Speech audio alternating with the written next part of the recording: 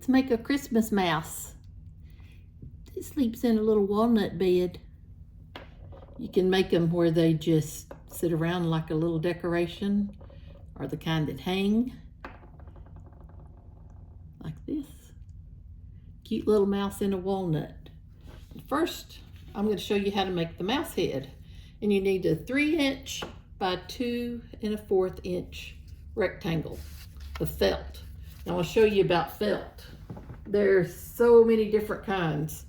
You want to go for the thickest and the softest and most pliable. This is really too thin. I don't like this kind. But look at this. It's very hard for me to find this kind. But doesn't that actually just look like a little mouse? So that's the kind that you want to look for when you go to get your felt. Okay. After you have your felt, take this side and fold it over where it looks like this, to a little triangle there. Don't worry about this right now. Then you start kind of going in and keep that in the center down, fold a little more and just kind of roll it together like that. I want that to, yeah, just like that. Okay, then get your needle. Make sure your needle has a very small eye, because you're going to need that when you do the beads. Then you come up through the bottom with your thread and then just kind of start weaving underneath the felt. You don't want your stitches to show. Just go kind of back and forth, back and forth.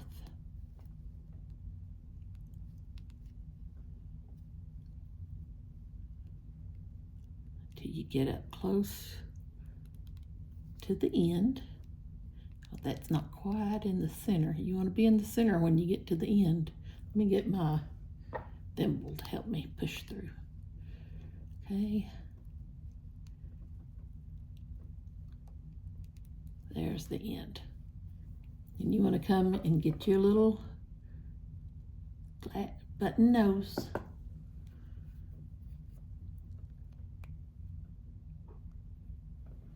I'm going to use my thimble again to push through. That helps. Come on through with his nose. Okay. My stitches aren't very good, so you know what I'm going to do? I didn't get enough of them. I'm going to go back through and weave on back down where I was. Do another little layer of stitches. Try to keep them hidden from where, so they can't be seen.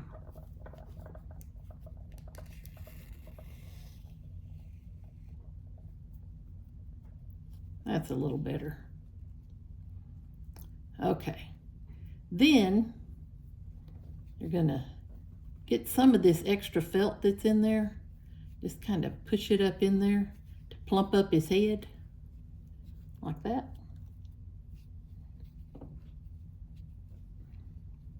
And then come back through the bottom and find a place for his eye.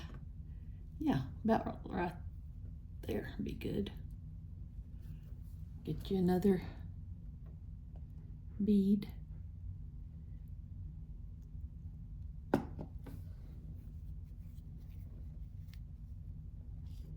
Pull it through. And go in, come across for the other eye.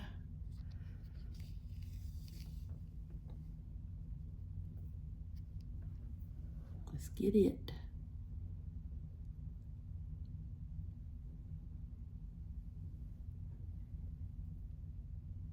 Then go down, get his other little eye on, and bring your needle back through the bottom.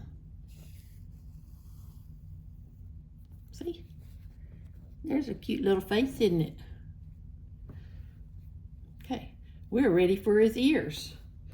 For the ears, I cut little felt pieces out like 1/2 inch, and I do several at a time, and so that I can make sure that they match, and the ones that look closest to the same size, because it's not easy to cut little mouse ears out. But then when you're ready to attach their eyes, you come up behind, their ears, you come up behind the eye with your needle again, and then I just kind of give it a little crease and just kind of tack it on with the needle.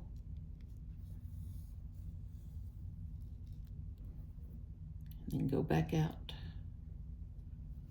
And then I go across right behind the eye where the other one's going to go.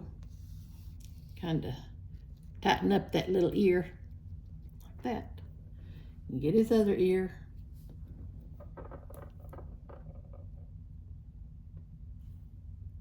Get it ready to tack on. Just go through. Keep your thread where it will behave. Won't get you all messed up. Okay. There's his other little ear. And that one's kind of trying to go backwards. Let's see if we can turn it around a little. There you go. Now let's tack you back on like you should be. And go back through. I generally do them. There we go. A little better, but I'm trying to do this and show you at the same time. It's not that easy. And see, his ears kind of look funny, but let me show you. When you get his little walnut shell and put him down in there, his ears are just going to look as cute as can be. So that's how you make his head. And the reason you want to keep all of this in here, the rest of the felt, and because you want to stick it down in here when you tuck him in, and the rest of this felt's going to be kind of a balance of weight when you make it into an ornament to hang from the tree. I made one. Where is he? Is it this one? Yeah. Look, I made this one that I cut too short.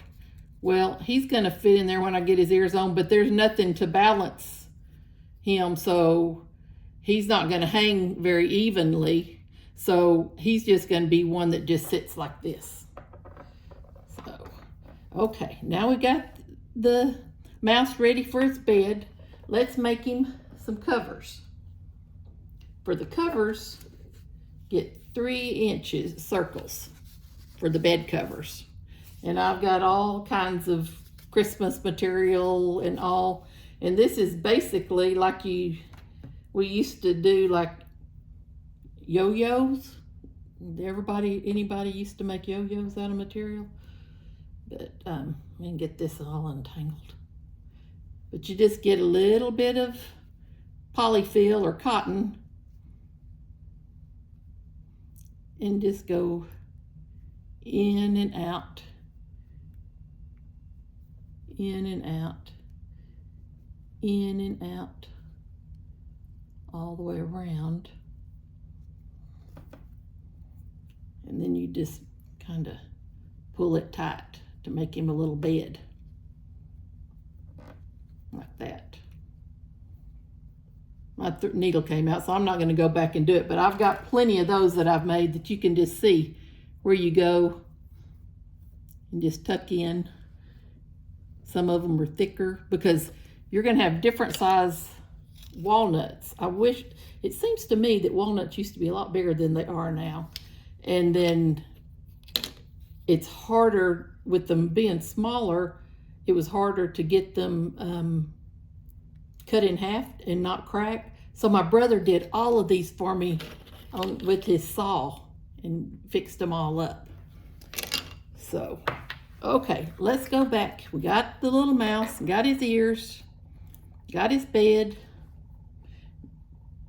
Let's use this one, this little thing. Okay, he's gonna need a tail too. I cut 2-inch strips for his tail. And it's gonna go in the end. And then, if you're gonna make it hanging, I have like gold thread or silver thread, whatever. Oh, I've had, look, $1.29 for all this. I've had this since we started making these mice in the 1970s. This is probably my original thread from making the, look, 18 cents from Walmart. And I'm still using that. But there's some beautiful threads for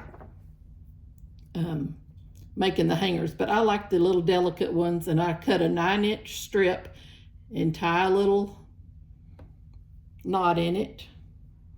And the first thing I do is put his tail in there, and then I lay the thread in there, and then I'm going to add some glue. And you kind of have to be generous with glue, and again, that's going to help with balancing. Put that in, and then I try to make where the thread's going to be in this, coming out the sides. And then get our little mouse head.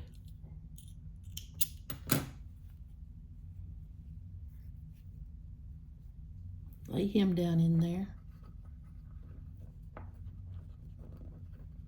where his ears are up against the end of the walnut.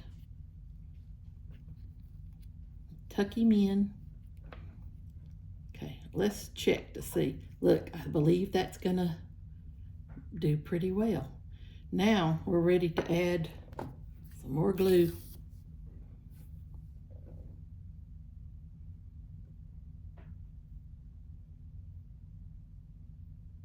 So he won't come uncovered at night. Let's put his little candy cane comforter on. Be careful you don't break his tail off. Come on, let's cover you up really well. I want you all snug in your bed, you little mouse. I don't want you getting up in the night. Okay, then comes the wait. You're gonna hold this and just wait until that glue settles down and keeps him in his bed. See, his little head looks more like a mouse. When I made this one the other day, my friend April, she said, "Oh, it's an armadillo."